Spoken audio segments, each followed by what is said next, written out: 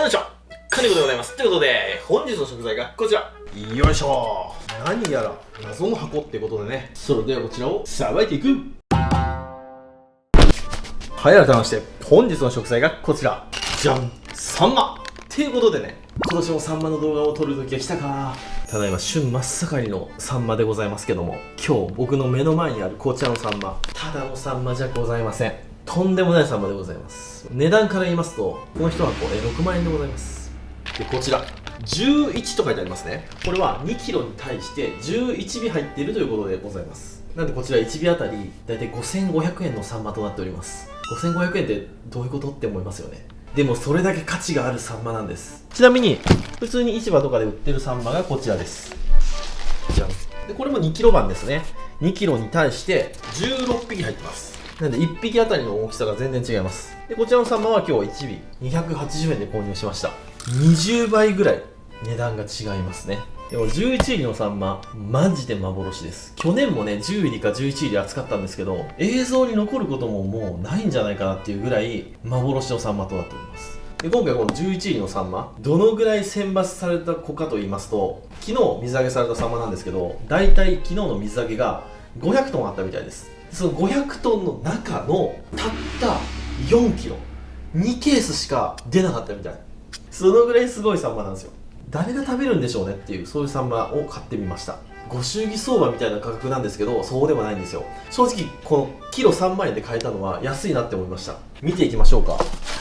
これ覚えておいてほしいんですけど、サンマっていうのはこの箱の外に入り数が書いてあります。11とかね、大体このぐらいの箱だと 2kg に対してだと思います。でもう1個大きい箱があるんですよ。40入りとか39入りとか、そういうのは 4kg 版になってますね。でもこのサイズが小さければ小さいほど大きいです。11入りは絶対見かけないと思いますけど、よくあって14見つけたらラッキーかなっていう感じですね。まず1尾280円のサンマ出してみますね。でこちらです。じゃん。普通の一般的な美味しそうなサンマですよね。これが16尾です。今回買った1尾5000円の11尾のサンマ、こちらです。大きさと体高も全然違います。太さもこれ全然違う。ここまで違います。尻尾のここの太さ、ここも全然違いますね。顔つきからも違いますね。凛々しいです。これ1匹塩焼きにしてお店屋さんで出そうとすると、サンマ定食1万円ぐらいで売らないと合いませんね。皆さん1万円のサンマ定食食べますか？普通頼まないですよね。僕がもしお店をやることになったら、1日11名様限定でサンマ定食1万円やってもいいな。そんなことは置いといて、今日はこちらの巨大サンマを使ってサンマの定食を作っていきたいと思います。献立がですね、1品目やっぱりこれは外せないサンマの塩焼きで、2品目サンマのお刺身で、3品目サンマのつみれ汁。こちらの3品作っていきたいと思います。で皆さんサンマ家で焼いたことある方多いと思うんですけど、生サンマって焼くと高確率で皮くっつきませんか？僕もずっとそういう経験してました。ネットとかに網にレモン塗るといいよとか、あと酢を塗るとクエン酸でくっつきませんよとか、油塗るといいですよとか書いてありますけど、あんなもんくっつきます。僕も散々試しました。くっつきます。あれはもうこれね、唯一この方法はくっつかない。 90% ぐらいでそこは 10% 保険をかけさせてください。このやり方も今日レクチャーしたいと思います。で正直サンマ料理は塩焼きは油が乗ってれば乗ってるほどうまいです。これはもう絶対間違いないです。ただお刺身とかつみれ汁っていうのはこういうね、油の薄い個体でやってもうまいです。なんならお刺身に関しては僕はね、油こってことよりこのぐらいシャープな油のりのぼちぼちだなっていうやつの方が好きです。なので塩焼きはこの11入り使って、つみれとお刺身はこちらの16入りでやっていきますね。これ毎年僕の周りにお世話になった人に配るんですよ。それで買うんですよ。そしたらサンマ焼いてくっつかなくする方法ですね。たった一つ、めっちゃ簡単。表面を乾かす。正解はこれでした。干物とかって焼いてもくっつきにくいじゃないですか。そういう原理ですね。ただ干物ほどカリッとはさせません。もう表面だけカピッとさせる。まずは塩を打ちます。ペーパーを乗せて、でここにペーパーに立てます。こういう感じですね。これで冷蔵庫でラップをかけずにだいたい1時間から2時間置いておきます。3時間ぐらい置いてもいいかも。とにかく表面がカッピカピになるまで冷風に当て続けます。でもっと手っ取り早いのは水気取ってピチッとペーパーで巻いちゃう。それもありですね。でピチッとペーパーってご自宅にないじゃないですか。その場合はこういう風にしてとにかく表面を乾かす。これが一番大事。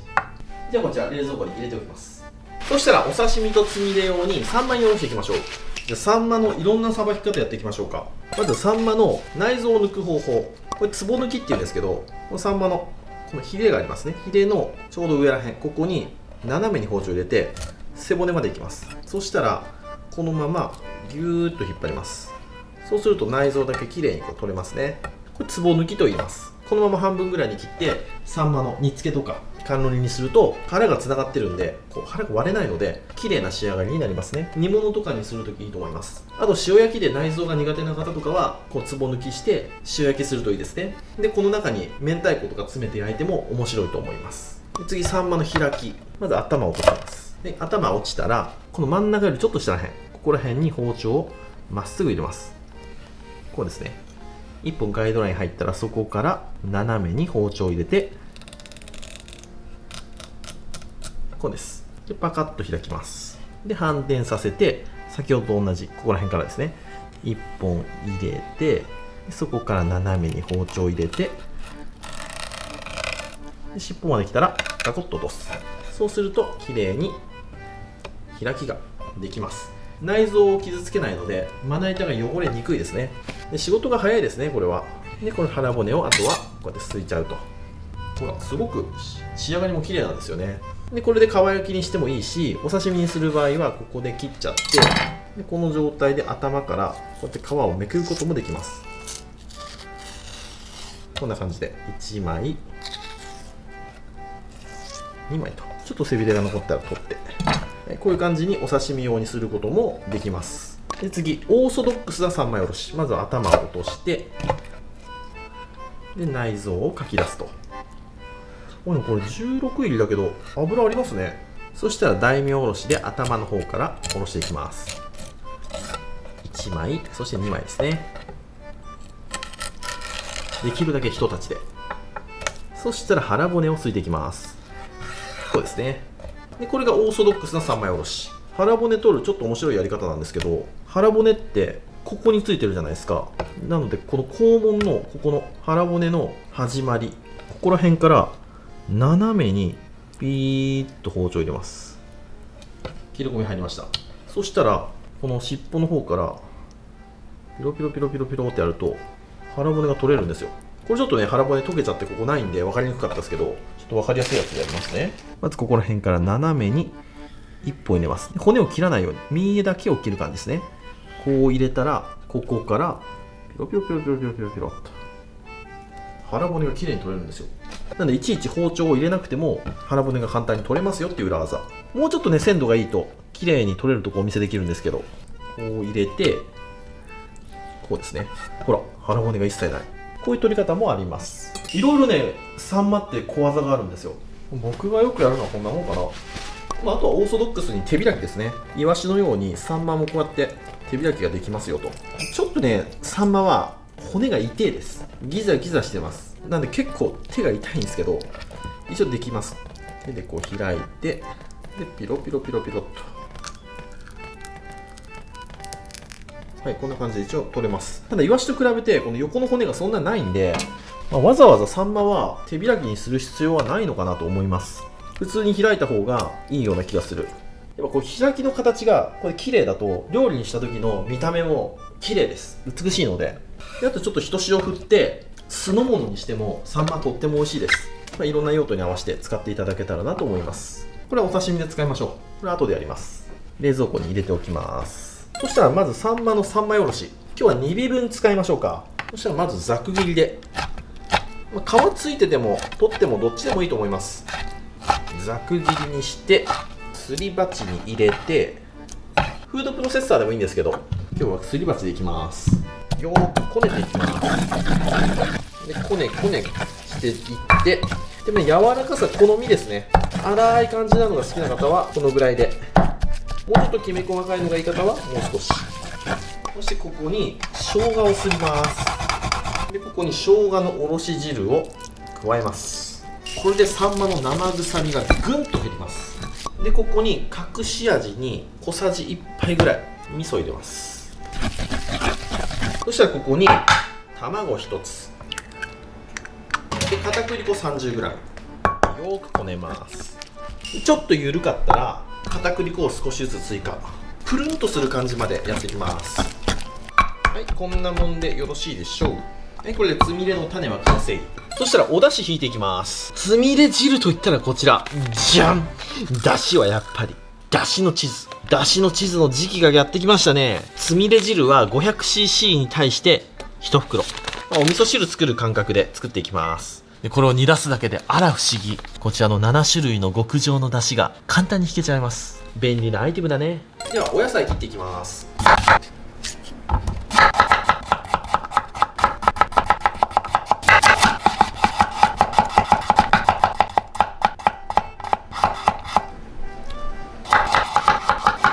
はい、こんなに綺麗なお出汁が引けました。そしたらここにお野菜、そしたらここに先ほどのつみれですね、つみれを入れていきます。ぽちゃんぽちゃんと。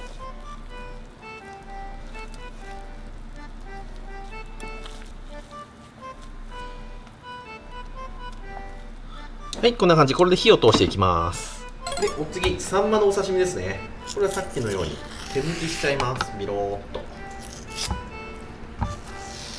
そしたら、今日普通に切ってもいいんですけど、まずここで1本骨を断ち切ってザクザクと細切りに、こ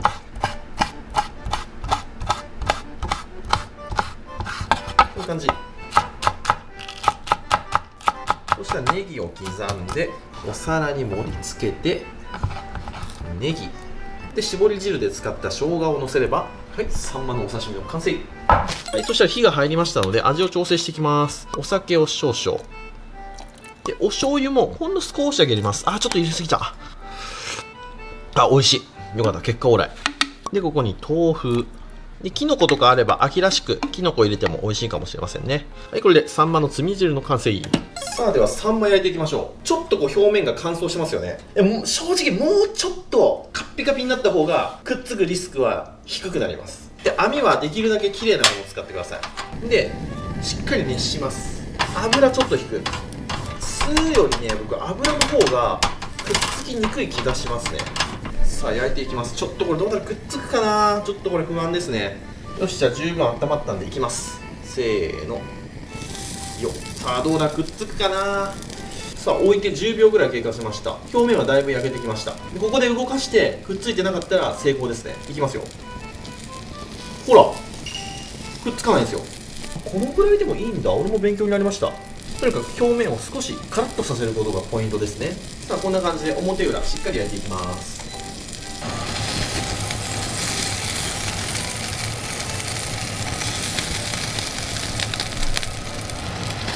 こっち側もくっつかない。もう完璧ですね。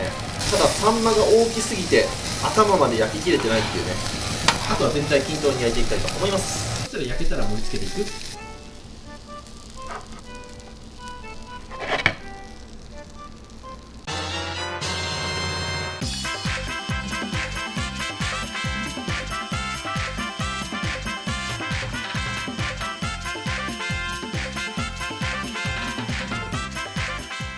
はい、じゃあ完成。いただきます。よっしゃ、食べていこう。サンマ以外にもソーセージと目玉焼きと納豆を用意しました。普通にご飯食べたいなと思いまして。うわー、めっちゃうまそう。これが僕の思う理想のサンマ定食でございます。いただきます。じゃあまずサンマからいきましょう。さーっとお醤油かけて。皆さんは醤油派ですか、ポン酢派ですか？僕はその日によって違います。で納豆は僕卵黄ネギ派です。では1尾5000円超えのサンマいかがでしょうか。さーっと1本入れて、こっちが背中の方の身。うまそう。もう全然違う。油ありますね。でこっちのお腹。うわすっご。肝パンパン。ここがねうまいんだよな。ここですよ。この綿、これ食べましょう。この胃袋は気をつけないと鱗入ってますんでね。胃袋避けて、まずはこの脂乗ってる肝臓からいただきます。うまっ。うわーたまんねえ。うわこれ苦みが少ない。甘い。この身と一緒にめちゃくちゃうまい。もう全然違うわ。つぶ貝の内臓のようなそんな甘みがありますね、この個体は。次はミニ大根おろしを乗せてこちらいただきます。うわ、去年も僕これ同じようなこと言ったかもしれないですけど、これは食べない方がいいやつだ。これは覚えちゃいけないやつ。でも昔ってこのクオリティが普通にスーパーとかに売ってたんだよな。1ビス100円200円で。うまっ。サンマって代用がない魚ですよね。サンマが高い時はイワシ食べようとかサバ食べようとかたまに言いますけど、やっぱサンマはね、サンマでしか得れない栄養があるね。ちょっと特別な魚。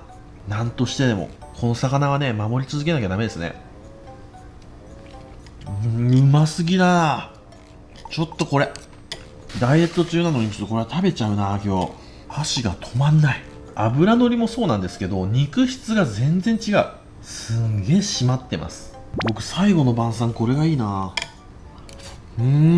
腹んとこうまいな。腹のところはこうやって腹骨を一本一本抜いてちょびちょび抜くんですよ。こうちょびちょびと。この抜くときにこのお腹の脂、ここはできるだけ取らないように骨だけをこうやって箸で取っていくと。この作業がめんどくさいんだけど、このめんどくさい作業を終えた後に至福が待ってるんですよ。このお腹のところが一番うまいですからね。これもう骨がない部分が出来上がりました。これ切り離して、でここに大根おろし乗せていただきます。うわうまっ。ありがたくいただこう。これは500トンの中の4キロってどういうこと？ 500 トンって50万キロってことでしょ。やばいな。一回サンマ漁も見てみたいですね。同行させてくれんかな。次、つみれ汁。いいお出汁が出てる。甘めつみれ団子いただきます。うまいけどちょっと片栗粉入れすぎましたね。もうちょっと少なくてもよかったかも。ちょっと作り方ミスった。やっぱつなぎ入れるとね、僕下手くそなんだよな。つなぎ入れないやり方も好きですけどね。シンプルにすり身と塩と生姜汁少し。うまい。次お刺身生姜醤油でいただきます。めちゃくちゃうまい。サンマの刺身は、この時期3回は食べないかんね。こんなに美味しい光り物のお刺身が280円でできるんですからね。でもサンマはよくアニサキスがいるって言いますけど、確かに内臓とかにはちょこちょこ見ますけど、身には僕あんま見たことないんだよな。でもいるのはいる、確かなんですけどね。でも僕こんだけ魚食べてますけど、1回もアニサキス当たったことないんですよね。めちゃくちゃ辛いって言いますからね。アニサキス心配な方はサンマも1回皮まで引いちゃって冷凍して切った方がいいかもしれませんね。でも味落ちますけどね、めっちゃ。僕はリスクを取ってでもやっぱ生で食べる。生で魚介類を食べるってことは、やっぱ食べる側も多少なりとはね、リスクを把握しといてもいいんじゃねえかなと思いますね。